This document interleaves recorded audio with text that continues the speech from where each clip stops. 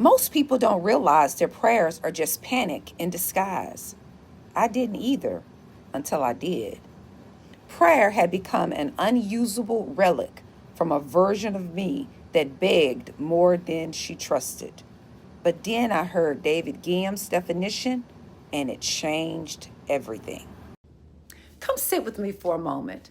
I want to share something that might completely change how you think about prayer and maybe even how you move through life.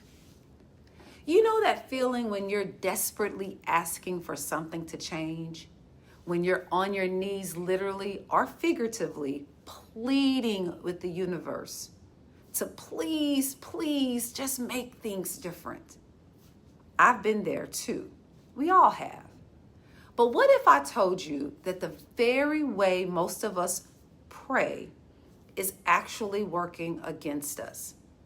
What if our prayers aren't reaching some distant God, but are instead reinforcing the exact patterns that keep us stuck? Let me invite you into a different way of seeing this, a way that might feel uncomfortable at first, but could transform everything. Here's what I've discovered about prayer. Prayer isn't about pleading to some being in the sky who's keeping score. It's about aligning with the intelligence that's already flowing through you right now as you hear me speak these words. Most of what we call prayer is really our nervous system having a tantrum. It's our inner child saying, I don't like what life gave me, so please take it back. Please take it back and give me what I ordered instead. And most of us never notice that this opposition we feel in our nervous system has been on repeat most, if not all, of our lives. It feels normal because everyone around us feels this same need to resist. We've been conditioned to believe that if it's not what I ordered, then I must resist it. We think acceptance equals giving up, or that saying yes to what's here means we don't want anything better. So we've been trained to beg. I don't believe in a God who sits on a golden throne taking requests like some cosmic customer service representative. But I absolutely think there's a constant, call it a life force, a universal intelligence, a flow of existence itself that's always unfolding through us. And here's the thing, we can learn to be vessels for that flow instead of obstacles to it. The real reason prayers feel like they're bouncing off the ceiling. Picture this. You're stuck in traffic, late for an important meeting. Your inner dialogue starts. Please, God, make this traffic move. I can't be late again. Why does this always happen to me? Sound familiar? Here's what's actually happening. Your nervous system is in full opposition mode. You're not praying for the meeting to go well. You're begging for your anxiety to stop. You're not asking for divine guidance. You're pleading for relief from the discomfort of this moment. It's like ordering a hamburger, and when they bring you a hot dog, instead of saying, maybe there's something perfect about this hot dog I didn't expect. You spend all your energy being angry that it's not a hamburger. Let's take the job search.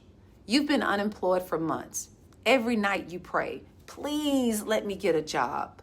But really, you're praying for the anxiety to stop, for the shame to go away, for people to stop asking, how's the job hunt going? Your nervous system is opposing unemployment so hard that you can't even be present enough to see the opportunities that might be right in front of you. Please bring me a soulmate. Please bring me a soulmate. But underneath, You're actually saying, please make this loneliness stop hurting. Please prove I'm worthy of love.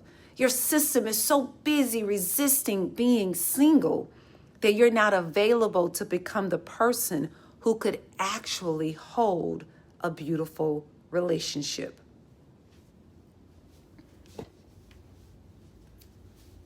The money struggle. God, I need financial abundance, but you're afraid to check your bank balances. Translation from your nervous system, please make this fear stop. Please make me stop feeling like a failure. You're so opposed to your current financial reality that you can't see the next right step forward. Do you see the pattern here? I heard David Guillaume define prayer, and it really connected with me. He says prayer is a desire and request from deep within you that builds an internal vessel to hold life as you experience it. Listen to that again. Let it sink in. Prayer isn't about changing what's happening. It's about becoming someone who can hold what's happening with grace, presence, and even curiosity. Two completely different approaches to prayer. Let me show you the difference. The old way, resistance prayers, comes from panic and desperation, tries to escape the present moment, makes you feel separate from what you want, reinforces the story that life is happening to you, keeps you waiting for permission to be okay. The new way, vessel prayer, comes from a deep breath and presence, embraces what's here while holding vision, recognizing that you and your desire are already connected, aligns you with life's intelligence, makes you available for what's emerging. Think about it like this. One version is like fighting the river. The other is like learning to navigate with the current. The apple and orange story. Let me paint this picture for you. You're at the grocery store of life and you specifically asked for an orange. You had your heart set on that orange. You could taste its sweetness, feel its texture, imagine exactly how it would nourish you. But life happens and hands you an apple. Now, most of us immediately go into resistance mode. We hold that apple and think, this isn't what I wanted. This is wrong. Life doesn't understand me. God isn't listening. We pray harder for the orange. Please give me the orange. I didn't want an apple. I wanted an orange. Getting more frustrated by the day, getting more desperate by the day. But what if, and stay with me here, what if you took a breath and said, life gave me an apple. I'm the kind of person who can receive fruit. Let me see what this apple has to teach me, how it wants to nourish me, what it's here to show me about myself. Maybe that apple leads you to meet your soulmate at the apple orchard. Maybe it gives you different nutrients your body actually needs right now. Maybe learning to receive apples with grace is exactly the practice that prepares you to receive the orange. This isn't about settling or giving up on your dreams. It's about becoming someone or being someone who can dance with life instead of wrestling with it. Here's a new practice for your nervous system, and it's really simpler than you think. Next time you feel that familiar urge to beg and plead or demand, pause. Take 3 deep breaths and ask yourself, is this prayer coming from fear or from my willingness to grow? If it's coming from fear, try this instead. 1, notice what you're resisting. Oh, I see I'm fighting with being single right now. Oh, I see that I'm kind of fighting because my bank account doesn't have as much money in it as I want it to be, or I'm confused about a relationship. 2, feel your nervous system. Where do you sense the opposition in your body? Is it in your chest? Is it in your stomach? Is it in your shoulders? 3, shift your requests. Instead of, please change this, try, please help me be someone who can hold this experience I am going through right now with grace while staying open to what is emerging in my life. 4, declare your availability. I am a vessel for whatever wisdom this moment, this experience contains. Show me how to receive this. Now, let me give you a real life example from my own personal experience. When I was going through my divorce several years back, my old prayer at that time was, please make this pain stop. Please bring me someone who will love me and do what I say. And please make my ex stop being so difficult. But my new vessel prayer became, please help me be someone who can hold this heartbreak I'm experiencing and still show up in sincere love to someone I am divorcing at the same time. Help me learn what this experience of divorcing wants to teach me about love, about boundaries, and about my own worthiness. I am available to be shaped by this.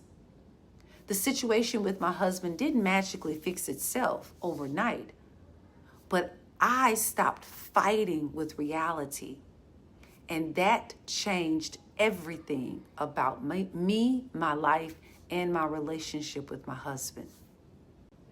The beautiful truth about what changes when you begin to see prayer differently, you realize when you stop begging life to be different and start asking to be more available for what life is offering, something miraculous do happen. Your nervous system relaxes. Your body opens. Your mind clears. You start seeing possibilities you couldn't see when you were busy being offended by reality. Most religious teachers would say, push, pray until something happens. But I want to invite you to flow. Feel life operating within. Feel brings you into your body and present moment awareness. Life acknowledges the intelligence that's already here. Operating suggests it's already working, not something you need to make happen. Within shifts the focus from external pleading to internal receptivity. And here's the really wild part. When you get into this flow, often the very thing you were praying for starts showing up. Not because you begged hard enough, but because you started being someone who could actually receive. Life doesn't have to deliver your lessons through crisis and shock anymore.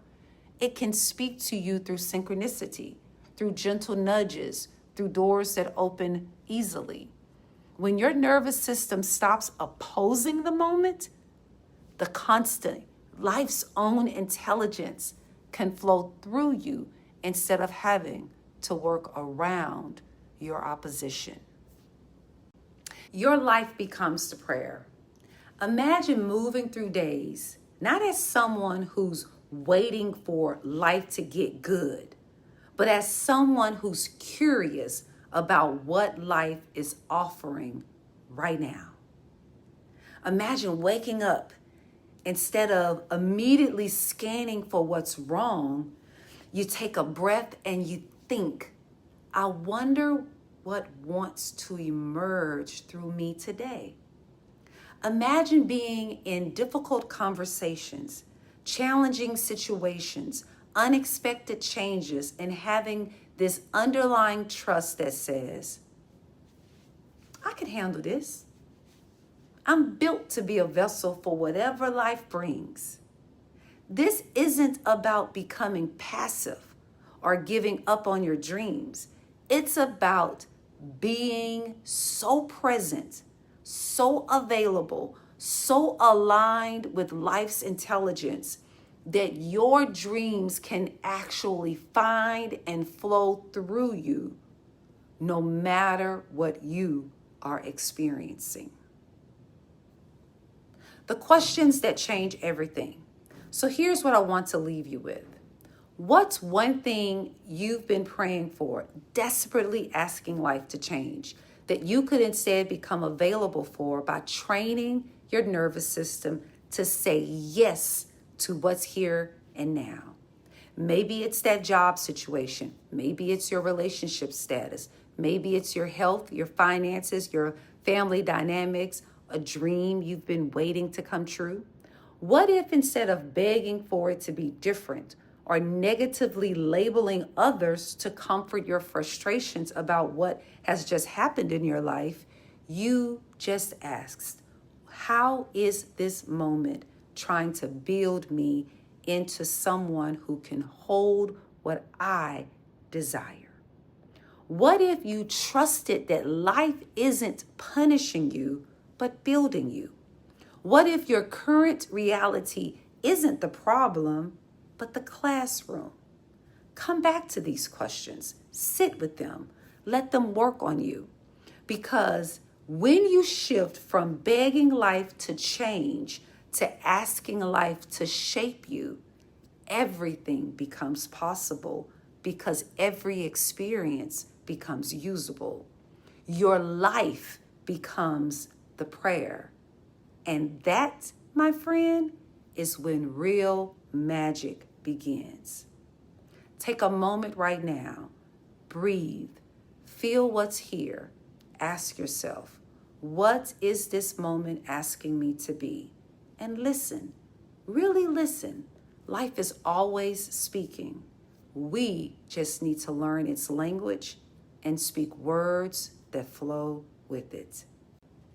If you click on my Stand Store link in my bio or scan the QR code, you can then have access to my Flow Daily Practice Checklist, a simple, powerful guide you can use every day to align your nervous system, connect with your own inner fulfillment, and become a vessel for what life is already bringing through you. This is Sean Speaks.